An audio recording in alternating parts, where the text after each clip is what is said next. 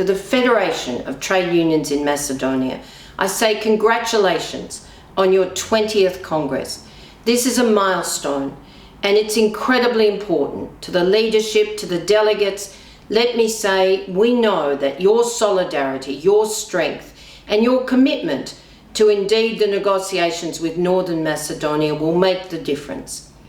We know that you want a unified approach. We know that you want rights, that you want social justice, that you want independence for trade unions. We want to see an end to the interference and the persecution of trade union activists. But we know that this job just got harder. Already the fault lines in the global economy had massive inequality. It was driving an age of anger and despair for people.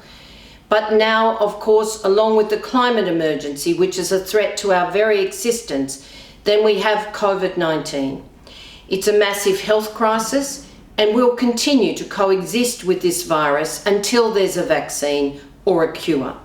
But even as we build recovery, the social and economic consequences of COVID-19 and the necessary lockdown to save lives is enormous. We could see 300 million jobs lost in the formal sector.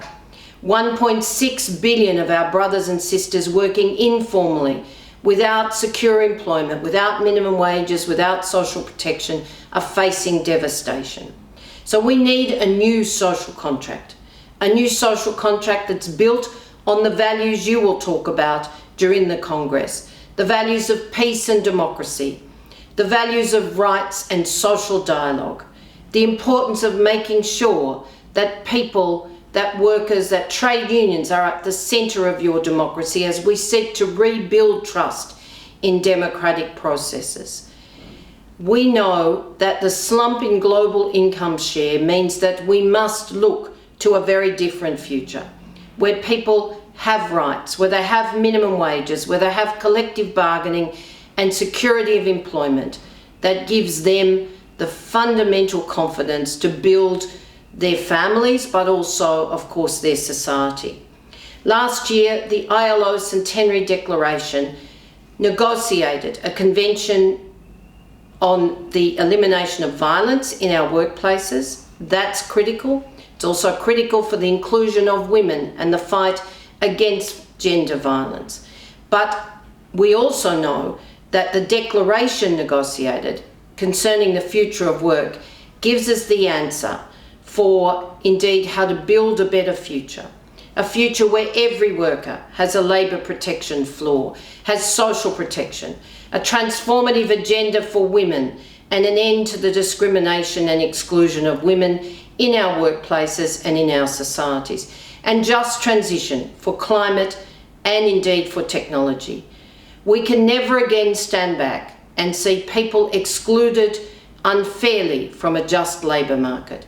We can't see our public services underfunded.